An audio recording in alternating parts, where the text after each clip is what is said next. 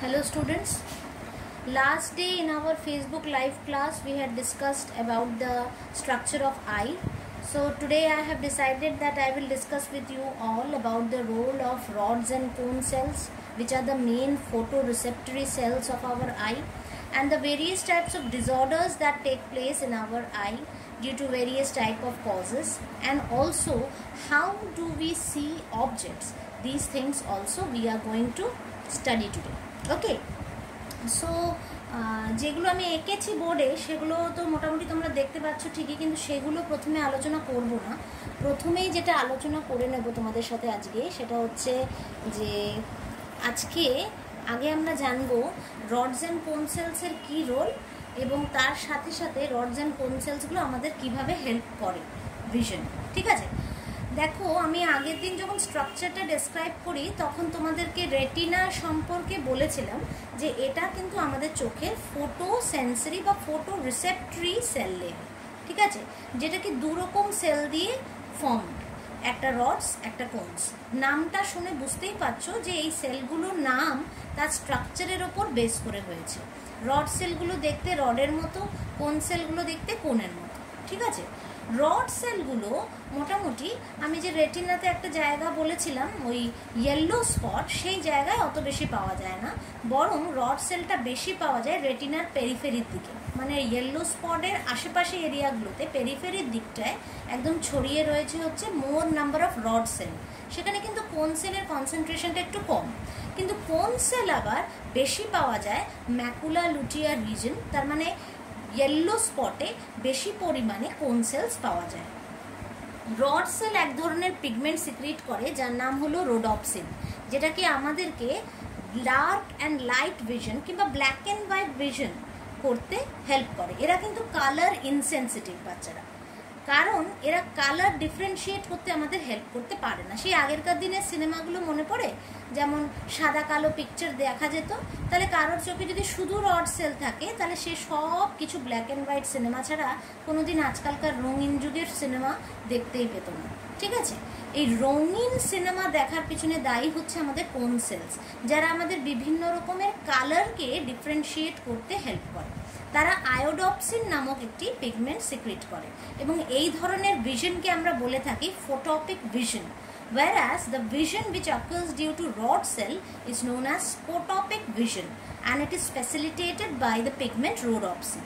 ওকে, আচ্ছা, আরও একটা কাজ যেটা রড সেল করতে হেল্প করে সেটা হচ্ছে ডার্ক অ্যান্ড লাইট ভিশনের সাথে সাথে বিভিন্ন জিনিসের শেপস এবং এনভায়রনমেন্ট সম্পর্কেও কিন্তু আইডিয়াটা আমরা রড সেলস থেকে পেতে পারি, কিন্তু কখনোই কালার সম্পর্কে কোনো ডিফারেন্সিয়েশন আমরা রড সেলের মাধ্যমে জানতে পারবো না।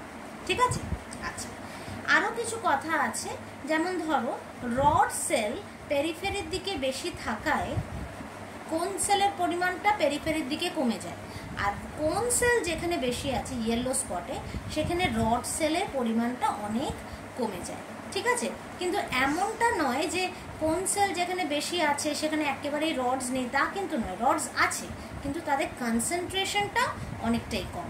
ঠিক আছে, আচ্ছা, তাহলে মোটামুটি মনে হয় রডস এবং কোন সেলের সম্পর্কে তোমাদের সাথে সব কিছু ক্যারেক্টার্সই তাদের ডিসকাস করে নিয়েছি আমি। তাহলে এবার আমি একেবারে আমার আজকে প্রাইম ফোকাস যেটা আমি আজকে বোঝাবো বলে ঠিক করেছি সেটা হচ্ছে how do we see object. আমার নোটসে দেখবে একটা কবিতা লেখা আছে, সেই কবিতাটাতে ফিরে যাচ্ছে। ঠিক আছে, আচ্ছা, এখানে কোনো লেন্সের সেইভাবে ছবি তো দেওয়া নেই, কিন্তু তাও আমি তোমাদেরকে যে ছবিগুলো এঁকেছি সেগুলোর সাহায্যেই কিছু জিনিস বলার চেষ্টা করি। ধরো এই যে এই আইবলটার কথা বলছি। ঠিক আছে, আমাদের সামনে যদি কোনো অবজেক্ট থাকে, তার মানে এই যে আইবলের সামনে যদি কোনো অবজেক্ট থাকে, তাহলে সেই অবজেক্টের উপর যখন কোনো লাইট সোর্স এসে পড়ে অবজেক্টটা লাইটটাকে রিফ্লেক্ট ব্যাক করে। So light is reflected from the object, যেটা কি পেনিট্রেট করে সেই লাইট রেগুলোই পেনিট্রেট করে আমাদের চোখের লেন্সে।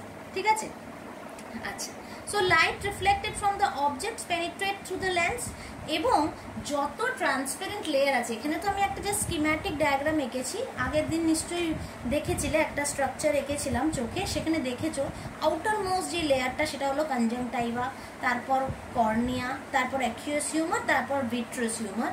এই প্রত্যেকটা ট্রান্সপারেন্ট লেয়ারকেই কিন্তু এই লাইট রেটা তারপর দেখো পার করে একদম চলে যায় এই রেটিনা অবধি। এই ছবিটাকে একেবারেই আইডিয়াল মেনো না, কেননা এটা ডিসঅর্ডার্স ড্র করা আছে। মোট কথা যেটা হয় সেটা হচ্ছে এই লাইট রেটা কিন্তু গিয়ে ফোকাসড হয় রেটিনা লেয়ারে, ঠিক আছে। আচ্ছা, রেটিনা লেয়ারের ওপরে গিয়ে পড়ার আগে কি কি ঘটনা ঘটে?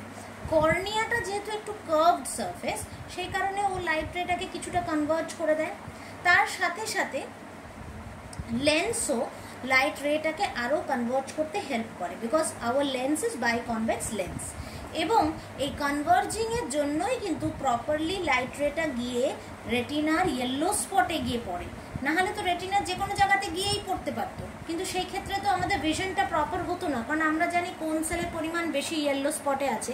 তাই প্রপার কালার থেকে শুরু করে সবটা ভিশন হওয়ার জন্যে রেটিনার ইয়েলো স্পটে গিয়েই লাইট রেটাকে ফোকাসড হতে হবে, ঠিক আছে। পড়ার পরে রেটিনাতে একটা ইনভার্টেড এবং রিয়েল ইমেজ তৈরি হয়। এই যে ইমেজটা রেটিনায় তৈরি হলো সেটা কিন্তু মাইন্ডেড ইনভার্টেড অ্যান্ড রিয়েল। এই কারণে কিছু ইম্পালস, যে নার্ভ এন্ডিংসগুলো রেটিনা লেয়ারে ঢুকে আছে, সেখানে কিছু ইম্পালস তৈরি হয়। সেই ইম্পালসগুলো কেন তৈরি হয়? কারণ লাইট এনার্জিটা কেমিক্যাল এনার্জিতে চেঞ্জ হয় কিছু ফটোসেন্সিটিভ সেলের মধ্যে এবং কিছু কেমিক্যাল রিয়াকশনসের মাধ্যমে, এবং সেই কারণে সেই ইম্পালসটাকে আমাদের অপটিক নার্ভ, যেটা রেটিনা লেয়ারের মধ্যে ঢুকে রয়েছে, অপটিক নার্ভ সেই ইম্পালসটাকে ক্যারি করে নিয়ে চলে যায় ব্রেনের ভিজুয়াল এরিয়াতে। কোনটা ভিজুয়াল এরিয়া ব্রেনের? ব্রেনের ভিজুয়াল এরিয়া হচ্ছে সেরিব্রাম। সেরিব্রামের অপটিক লোবে ইম্পালসটাকে নিয়ে চলে যায় এবং অপটিক লোবে গিয়ে এই ইনফরমেশনটা ট্রান্সলেটেড হয়।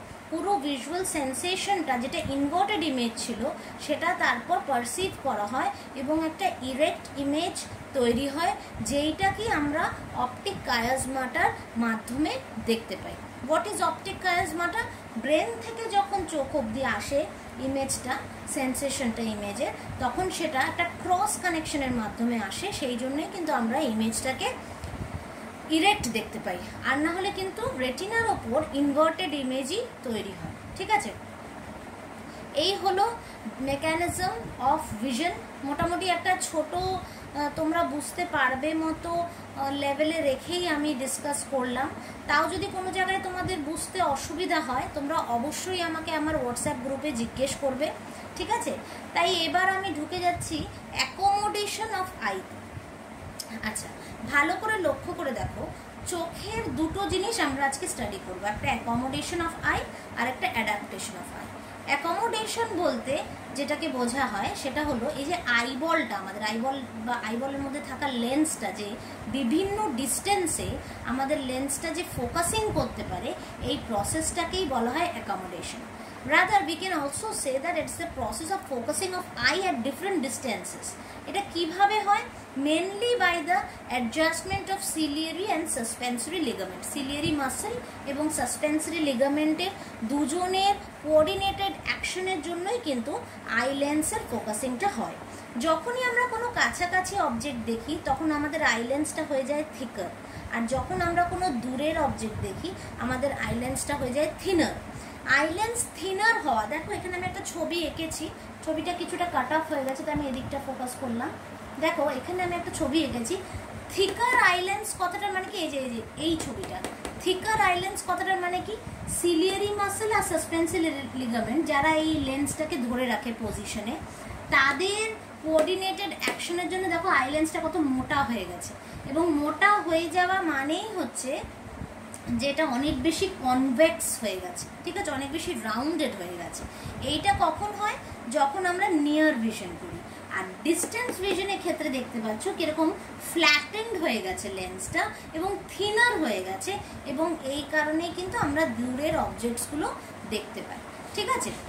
এই দুটো ঘটনার পর আমরা ডিরেক্টলি ঢুকে যাব কিভাবে এই ঘটনাগুলো ঘটে সেইটা জানবার জন্য। দেখো ভালো করে বোঝার চেষ্টা করো। লেন্সকে জায়গায় ধরে রাখে সাসপেন্সরি লিগামেন্ট এবং সিলিয়ারি মাসল। সিলিয়ারি মাসল এক ধরনের সার্কুলার সিলিয়ারি মাসল দিয়ে তৈরি, যেই মাসলগুলো নর্মালি আমরা কি জানি, আমরা জানি একটা মাসল কন্ট্রাক্ট করলে পিছিয়ে যায় আর রিল্যাক্স করলে এগিয়ে যায়, কিন্তু সিলিয়ারি মাসলের ক্ষেত্রে কিন্তু ঘটনাটা একটু উল্টোই হয়। এটা কিন্তু খুব ভালো করে আমাদের মাথায় ঢোকাতে হবে, কারণ এটা যদি আমরা মনে না রাখতে পারি তাহলে কিন্তু আমরা কোনোদিনই আইয়ের ভিশনের জায়গাটায় ক্লিয়ার হতে পারবো না। কি হয়, সার্কুলার সিলিয়ারি মাসল যদি এরকমভাবে কন্ট্রাক্ট করে, কিছু কিছু জিনিস আছে কন্ট্রাক্ট করে ওগুলো এগিয়ে যায়, তো ঠিক তাই সিলিয়ারি মাসলটা এরকম কন্ট্রাক্ট করে এগিয়ে যায়, যার ফলে এই লেন্সের সাথে লেগে থাকা সাসপেন্সরি লিগামেন্টটা স্ল্যাকেন করে। আমি এখানে একটা ছবি আঁকছি, বাচ্চারা একটু ভালো করে লক্ষ্য করে দেখো। এই যদি তোমার লেন্স হয়, আই লেন্স, আর এই যদি তোমার সিলিয়ারি মাসল এন্ডিং হয়, তাহলে এর সাথে লেগে রয়েছে তোমার সাসপেন্সরি লিগামেন্ট। আমি যেটা বোঝাতে চাইছি সেটা হলো এই সিলিয়ারি মাসলটা যখন কন্ট্রাক্ট করবে ও একটু এগিয়ে আসবে, যার ফলে এই সাসপেন্সরি লিগামেন্টটা তখন স্ল্যাকেন করে যাবে। স্ল্যাকেন মানে কি, ঢিলা হয়ে যাবে, এরকম এরকম হয়ে যাবে। এই স্ল্যাকেন হওয়ার ফলে লেন্সটা তখন থিকার হয়ে যাবে, এই ধরনের হয়ে যাবে এবং রাউন্ডেড হয়ে যাবে, এবং কাছাকাছির ভিশনটা ফোকাসিংটা প্রপারলি লেন্স করতে পারবে, কাছাকাছি অবজেক্টের ওপর ফোকাসিংটা প্রপারলি লেন্স করতে পারবে। কিন্তু যখনই এটা একটা দূরের জিনিস দেখার ব্যাপার হবে, দূরের অবজেক্ট, তখন কি হবে, আমি এখানে আবারও আঁকছি, তোমরা একটু ভালো করে লক্ষ্য করো। লেন্সটাকে আমাদের করতে হবে ফ্ল্যাটেন্ড।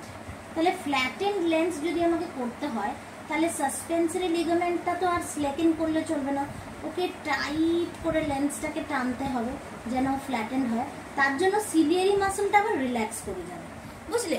যদি দেখা যায় যে এই ওপরেরটা হলো সিলিয়ারি মাসল, এটা রিল্যাক্স করে গেছে, যার জন্য আবার পিছিয়ে গেছে, যার জন্য সাসপেন্সরি লিগামেন্টগুলো কিন্তু টাইট হয়ে গেছে, আর কিন্তু ও স্ল্যাকেন করেনি, ঠিক আছে, স্ট্রেচড হয়ে গেছে। আর সাসপেন্সরি লিগামেন্ট স্ট্রেচড হওয়ার ফলে লেন্সটাও কিন্তু সরু এবং লম্বাটে হয়ে গেছে, কিংবা আমরা বলতে পারি ফ্ল্যাটেন্ড হয়ে গেছে, লেস কনভেক্স হয়ে গেছে। এই কারণেই কিন্তু আই লেন্স ডিস্টেন্স অবজেক্টের জন্য ফোকাল লেন্থটা বাড়িয়ে নিতে পারে। ফোকাল লেন্থ কমে যায় নিয়ার অবজেক্টের ক্ষেত্রে, আর ডিস্টেন্স অবজেক্টের ক্ষেত্রে ফোকাল লেন্থ বেড়ে যায়, ঠিক আছে। ডায়াগ্রামটা খুব একটা সুন্দর ডায়াগ্রাম হলো না আমি জানি, কিন্তু আশা করি তোমরা আমার কথার সাথে ডায়াগ্রামটা মিলিয়ে যেটা আমি বোঝাতে চাইছি সেটা তোমরা বুঝতে পেরেছো। যদি না বুঝে থাকো অবশ্যই আমাকে হোয়াটসঅ্যাপে জানাবে, আমি আরও ভালো ডায়াগ্রাম এঁকে তোমাদের বোঝাবার চেষ্টা করব। আচ্ছা, নেক্সট যেই ব্যাপারটা আমি বলবো সেটা হচ্ছে অ্যাডাপ্টেশন অফ আই।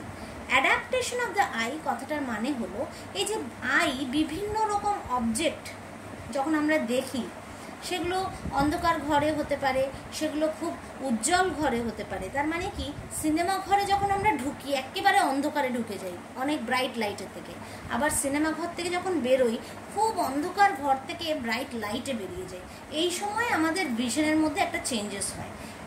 এই সময় যে এবিলিটিটা আমাদের আইবল বা আইলেন্স অ্যাডাপ্ট করে, এই অ্যাডাপ্টেশনটাকেই বলা হয় adaptation of eye to different light intensities, ঠিক আছে। আবারও বলছি, it is the ability of the eye to adapt to changes in different light intensity, ঠিক আছে।